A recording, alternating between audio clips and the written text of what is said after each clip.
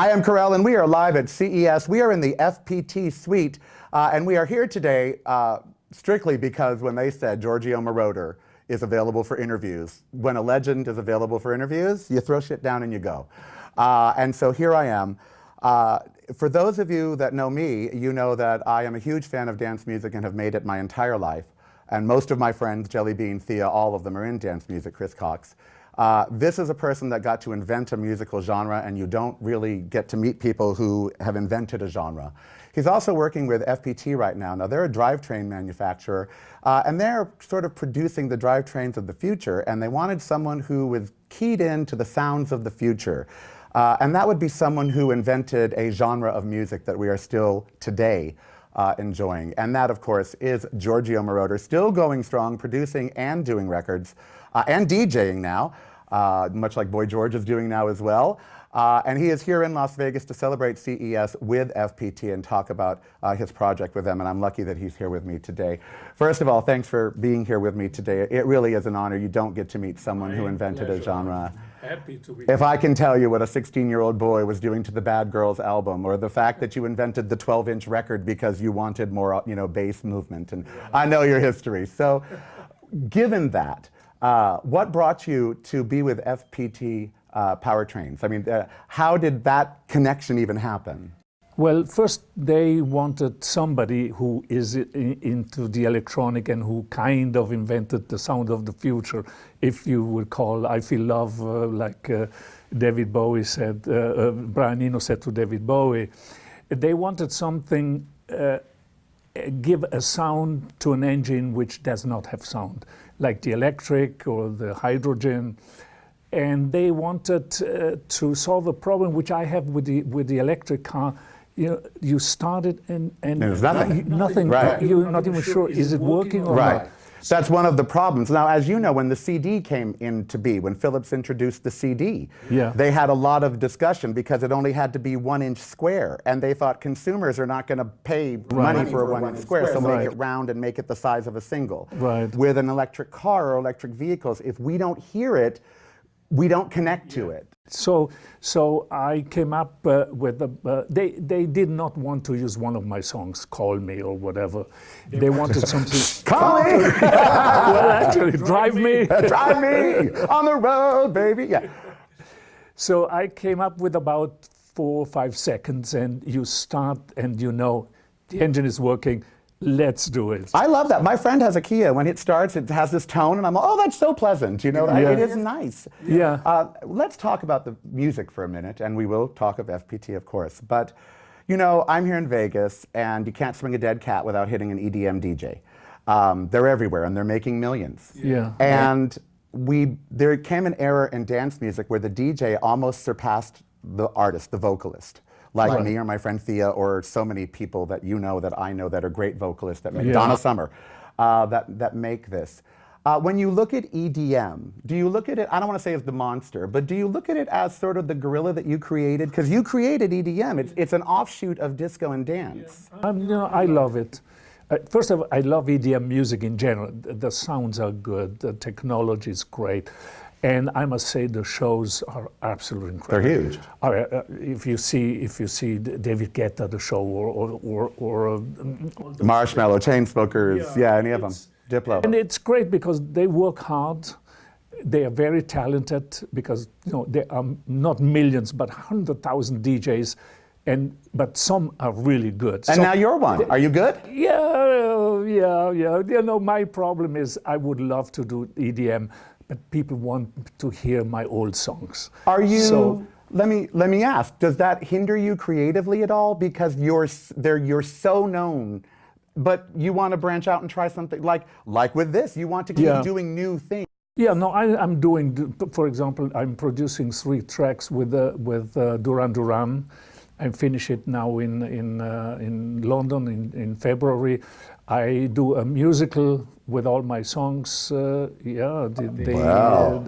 That's a tough one. We're reading. I'm reading the script. Well, there's a Donna Summer musical now, which I imagine your music is very heavily in that musical. Yeah. Donna Summer had not only my songs, but in the new one, it's only my songs. So I'm quite active right now. Are you happy with the sound you created for FPT? Yeah, not only the beginning, dong, dong, dong, dong, dong, the opening, but I love the extended version. Let's call it extended. Right, the remix. Yeah. From 3 seconds to 4 minutes and 10, I think. It works very well. It's on Spotify, and I hope it could be a little bit of a hit there, because it's really a good song. What attracted you to FPT? I don't want to say that you have your choice, but you're Giorgio Moroder, and if you've won Oscars, if you want to give music to something, you can pick and choose. Why did you pick FPT? Because they are so innovative. You know, they are working now, I think, 3-4 years on this new engine, which I don't know how it works, but just that it does. But I hear it's incredible. It is such an innovative thing. I think in a few years ago, that's going to be the engine of the future. Is it hard to innovate? Because you innovated. I was telling my friend Daniel, he's young, I was telling him a disco, I said, look, before Giorgio and Pete Bellot and these others, disco music was created with bands. You had live drums, you had live guitarists, and it sounded that way, and you can still hear those, and they're great, and they're wonderful. But then Giorgio came around, and suddenly synthesizers and names like Moog, and suddenly, you know, musicians were just bringing keyboards to the stage. And it was a very different, it was innovative. People fought it, they didn't like it, they discredited it. Innovation, even at CES, we have this because innovation is hard, and you have to get your stuff out there. Yeah. Is being an innovator hard? Well, I tried several things. For example, I was the first one to record a whole album on digital, two-track digital, which cost me a fortune, but I was the first. I was the first. I bought an 8-track digital recorder for today. It's here. It was $300. Oh, yeah. $300. I was the very first one to present a movie in the theater in digital 4 tracks. You know, in the movies they have the tracks on the film. And after 2 weeks the sound goes. Deteriorates. I put those 2 big Sony 24 tracks with the tracks for the movie. Basically, the first time the digital music. Do you remember the movie? What was the movie? Metropolis. Metropolis. Now, what's the future? What is the sound of the future? What is it? Has it been made yet? Yeah, no. If I would know, I wouldn't tell you. Yeah. Oh, I don't blame you, because I would blab it to everybody. You would just go back in the studio and do it. Well, with you, yes. All right. Well, I could talk to you for a very long time. Thank you. I know so much about you and come from the genre. I think it's incredible that here at CES you are still an active and vibrant part of music. We need you, we need your music, and we need your influence in music, so please stay making music. And I can't wait to come see you DJ. That's going to be a great. I'll have to call Chris and say, hey, let's go see your boy. Yeah, this is going to be a silent DJ. Yeah. So I don't know how. This is the first time. I don't know how it works. Thank you, Giorgio, and I look forward to this and future projects. Okay, thank you. Thank you. We'll be back with Philippe Scott from FPT. I am Karel, and welcome back to CES, to the FPT suite here at the beautiful Bellagio Hotel. We just spoke to Giorgio Moroder, legend, of course, and I'm sure I've blabbed more on the show about him. But let's talk about the reason that we are here. CES, the eyes of the world are looking at CES, and we look for, when I come, because there's 50 billion things, 90% of which you'll never hear again, I look for the things that are the most interesting, that perhaps are the most innovative, or are companies or things that are going to be around for a while and they're trying to make a change. FPT, you might think drivetrains, you know, drivetrains drive you, honey. You get from point A to point B because of a drivetrain. And every bit of our world has to advance technologically, or none of it does. You're only as strong as your weakest link. So technology isn't just an iPhone. It's a lot of other things. FPT, Powertrain Technologies, they've been doing this for a long time, and they were partnering with Giorgio to create a sound, the sound of the future. And we have Philippe Scott, who is the manager of R&D, here with us to talk about that. So let's talk about the sound and the drivetrain of the future, and why you decided to make a drivetrain have a sound. Well, I think the idea was basically, as Giorgio mentioned, the idea of getting into a vehicle. Now we start it on, we key on, we hear the engine start, and we know all things are ready to go. And we would miss that if we on an electrical drivetrain, for example, we wouldn't be able to know everything's good to go. So the idea was to have a sounded key on, to be able to give the OK signal to the driver that everything's ready and the systems are up and running. This is why. Now, FPT does drivetrains for commercial. Yes. And, you know, we live in a world where a continent's burning and climate change is real, and transportation has to adapt to new technologies. How is FPT bringing transportation into the future with its drivetrains? Oh, we're looking very aggressively at all new technologies. We're looking at electrification, battery electric power. We're looking at hydrogen. We're looking at biomethane.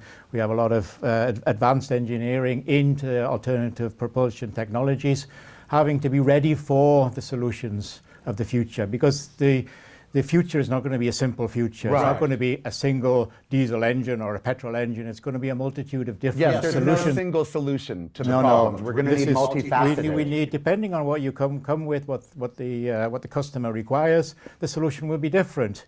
And clearly, on road, if it's a driving, it's more easy. It's a bus. It's a local transport, the last mile. For delivery to houses with the new commercial landscape that we're seeing, or it's long distance vehicles. More complex is off-road when we go into tractors and harvesters and those sorts of applications are significantly more complex. Which feed the world, by the way. Exactly. Because people say farmers feed the world. Well, not if they can't plow their fields. No, exactly. I mean, we are very conscious of the importance that we have in feeding the world. We transport the goods to get the goods from the production places to the supermarkets, to the customers, and also off-road. I was just talking to someone the other day about logistics and the industry of logistics and how we never really think about it, but there's a whole moving world behind our world to keep our world going. This world is moving back here. And this is also, it's very important that the industry is as cost effective as possible. Right. We constantly optimize the route to take. I mean, now we have technologies where we have the GPS tells you to change route because we can optimize that. That becomes part of the new powertrain. And the drivetrain can become intelligent and speak to the other parts of the vehicle to maximize its input, its output, and all of that. And, exactly. And God, that has to be maddening the way technology changes every 12 minutes to keep up with that. Well, it's very exciting. FPT, of course, is going to be a continuing innovator in this, and it's really great that you partnered with someone as legendary as Giorgio Moroder to create this sound. I can't wait to go to Spotify and hear the extended version. And so thank you for your time today, and thank you for explaining a little to us about what FPT is doing to power us into the future and making the sounds of the future. I am Karel. We'll be back right after this. I am Karel. That was me and Giorgio Moroder. Yes, I saw Rachel's second part of her interview last night, and I just can't believe anybody has a job today. But meanwhile, let's go walk the floor with CES. So what you're about to hear is just Daniel Charleston, actually, walking the floor of CES and looking at products. There'll be no intros, whatever. It's just going to be him walking the floor live at CES to go look at different products. Enjoy, and we'll see you on Monday. Mwah.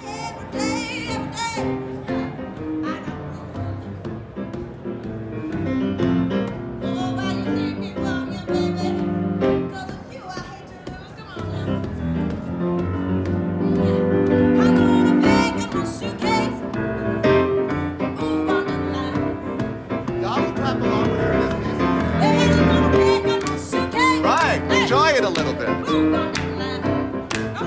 Come on now. Hey.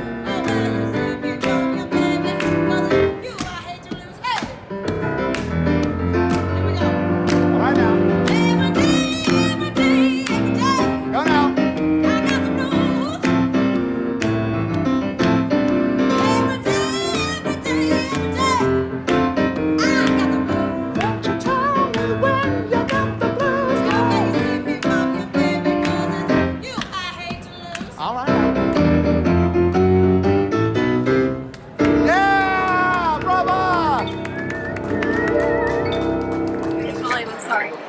A modern privacy and security product. We are built for the digital consumer who lives life online and does things like online banking or shopping, emailing, all kinds of work like that. And we built a product which secures and privatizes your digital life. We've got 6 main things that we protect you in. We have identity, browsing, device, your money, your network connections, and your data. And we also have 600 highly trained tech staff who are available at any time if something does go wrong to help you and give you some explanation. That's your element. Wow. Is there anything in particular you'd like to see? We've got plenty of press packs available you can take home with you, or any particular questions? It syncs with other major developing apps. Like people store their photos, let's say, for example, in Google Photos. Oh yeah, of course, or Dropbox, things Facebook, like that. Dropbox. Yeah, of course. Right. Well, we So are I imagine this is going to have to incorporate partnerships, and absolutely. So the at the data moment, within. at the moment, we're a new company, so we're Okay. only in beta testing for our core product right now. But Okay. of course, as we evolve the product, we would definitely look to partner and do extended protection. The main point of it is, at the moment, we are device-based. So we protect what you have on your device, and then what we do, instead of partnering with people right now, our support agents will help you with your settings for things like Google or for Dropbox or for whatever you want to use, whatever third party. They can actually help train you on how to privatize your settings and lock down all of your security settings. But mostly, I mean, if you're on a secured Wi-Fi network and your device is secured and your settings are good for a third party, you shouldn't run into any problems, you would like to think. Right. Okay. The only thing I'm not seeing on there is like photos. Will that be encompassed like with Well, the that would data? be in data or if it's device. native, like on the yeah, phone. or if it's maybe in an account, like if it's your Facebook account and your So password many gets apps, leaked. and I don't know what the phone is thinking, by itself. Yeah, but there's of a lot course. of. It looks like there's a lot of things occurring. Like, Yes. we need to be concerned about for our Yeah, safety, of security. course.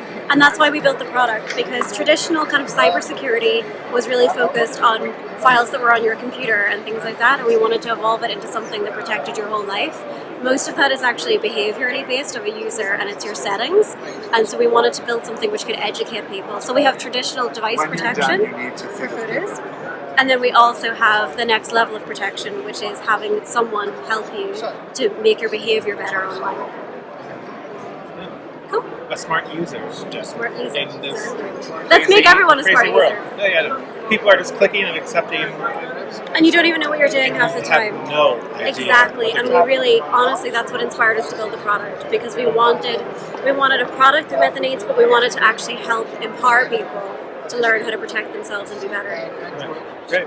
Congratulations. Yeah. Thank you so much. You like it? Let me know when you want me to Okay. start talking. Oh, cool. Yeah. So right now I'm connected to Artie via Wi-Fi.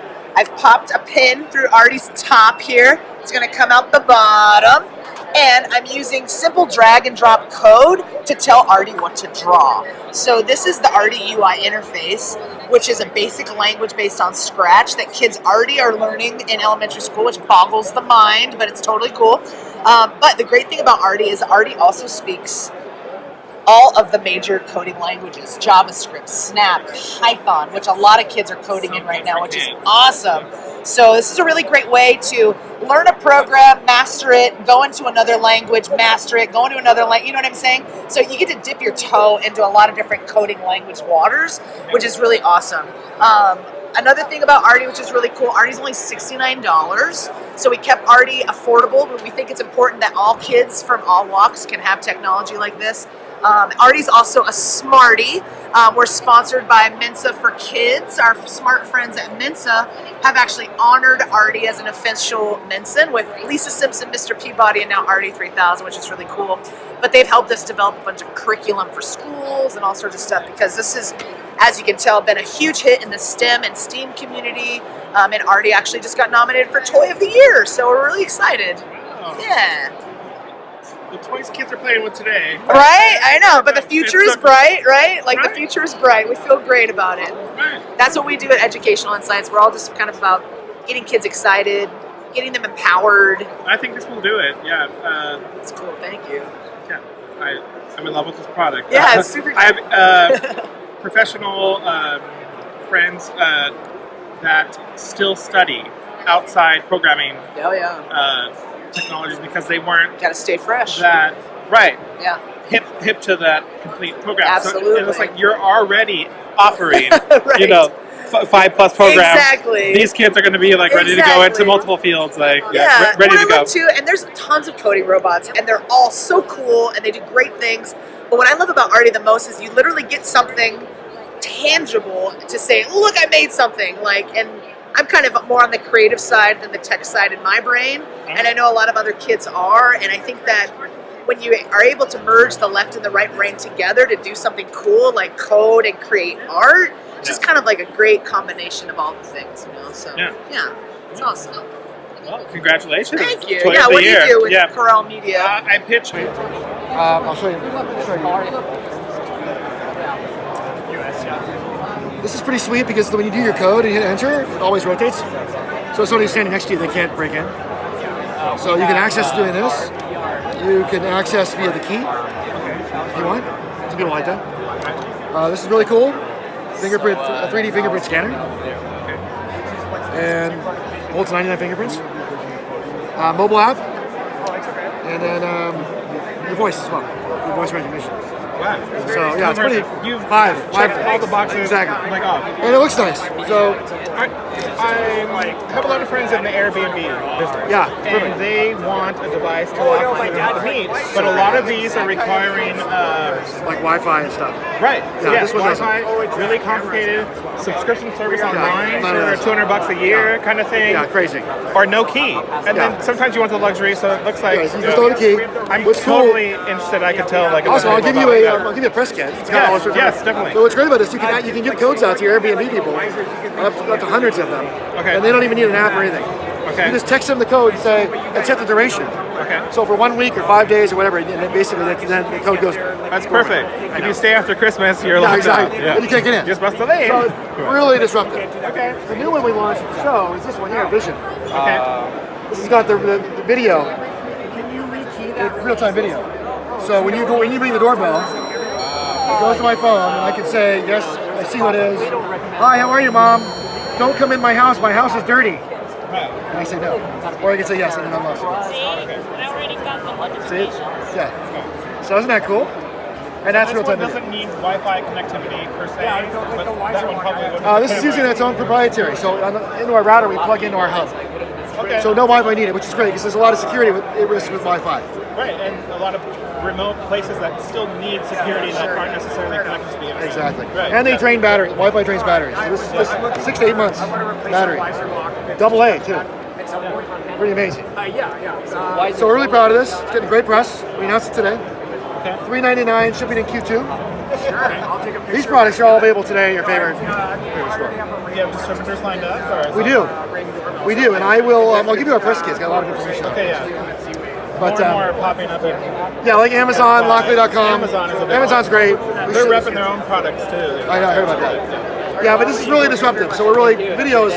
Yeah, you have checked all the boxes off. Doesn't it? Yeah. That's what he said. Pretty cool I stuff. have been on Amazon comparing multiple devices, and none of them are like, I want more than one feature than what a brand is offering. Yeah. Will you say that to her? Okay, Again? okay. We want to- The kind of big difference is monitors, a lot of times we have really static content happening, right? We're at desktops, we kind of just leave it there, for example, and we just kind of walk away from it, or we're doing something like a Word document.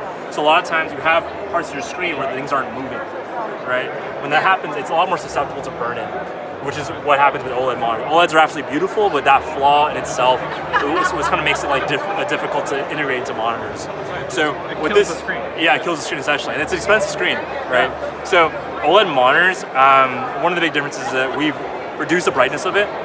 Typical OLED TVs are about 1,000 nits brightness. To put in perspective, this one's 400 nits, so half the brightness. The brightness is what causes the burn-in. So the brighter it is, the more likely the brightness will kind of burn into the screen, right? So without that, with lowering the brightness, you kind of lower the likelihood of burn-in, and also the algorithm within this is constantly shifting the pixels, so it's 4 times less likely to burn as well. So gamers can kind of leave their screen like this. They can, for example, play or just leave their desktop running whatever screen, like it's moving, and you're less likely to have that burn-in issue. That's kind of the main difference between a monitor, the OLED monitor and a monitor TV. And also, the last thing is the inputs. Most OLED TVs are just HDMI only. This one will have a DisplayPort. So DisplayPort can support higher resolutions and higher refresh rates. It's more commonly used within gaming monitors and gaming displays. Right, it's what kids have set up. Like Yeah, right exactly, now. because Right. then it supports the higher refresh rates, higher resolutions, right? DisplayPort is actually a much better protocol than HDMI. HDMI is flawed in many ways. Like HDMI 2.0 is what a lot of OLED monitors, TVs have. Yeah, and I would think of it. I hear kids complaining any kind of gaming or fast processing applications. Result is ghosting on on the screen. Sure. So yeah. that's why they opt. I'm probably for a screen like this compared to a television or something else that they want to like. Yeah. So build them bigger and better. Like the computer screens are no longer small. People want them big, but For not sure. on a TV because it's not a TV. It's not a TV, yeah. And you this need is it to perform like a computer monitor. And I'd say this is for like two types of audiences, right? One is for kind of the niche PC gamer. I've met a lot of them that want a large display on their desk, and they're playing games like Destiny 2, Division, like AAA titles that are beautiful. And the other one is the new consoles coming out this year, right? The new PS5, the new Xbox, and those are going to be the resolution they're claiming is 4K. The refresh rate's 120 hertz, so it's going to be a really high-end product. And then we want to create displays like this one, which is 4K 120 hertz, to kind of meet the needs of the new consoles that are coming out as well. All right. Yeah. Very exciting stuff. Yeah. No, for sure, for sure. I think also in the professional world too. I walked into an attorney's office and he had 3 giant like screens. Oh, for sure. I mean, that's and this is perfect for any kind of professional work environment. Oh, absolutely. I mean, it's definitely pretty expensive for it, but if you guys, cost point. So cost point, yeah. That who distributors are like major market distributors? Like, will you be able to find it in a computer So this store, is currently a prototype model. Okay. We're hoping if we do bring it to market for the holidays this year or early 2021. Okay. Price point, since we're still working on the cost of it, we don't have a final price point, but I can give you a range. Okay. So 2,500 to 3,000. Okay. Yeah. So not. But crazy, I think but the professional type that need this type of screen will. Yeah, will they'll pick opt in for it if Yeah. there's like a usage for it, right? They can justify it. So definitely a market for it. Definitely still a niche product, but definitely catering to kind of the emerging trends within the gaming market. Right. Twitch. Okay. Thank you very much. No problem. All right.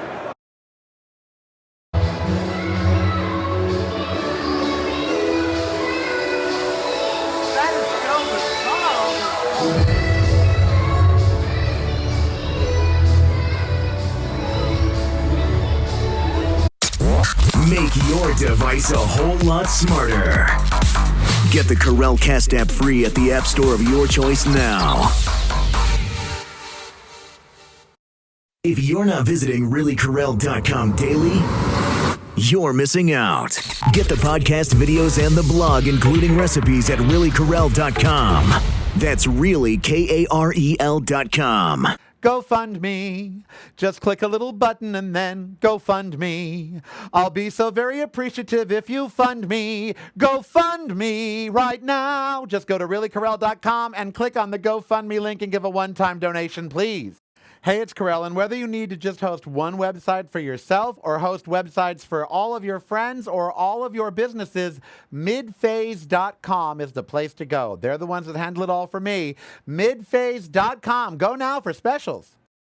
Long before anybody else, this show had an app, baby, and the Karelcast app is going strong. It is free. It's at the App Store of your choice. Download it and see why it's been downloaded in over 18 nations. More than 18 nations are listening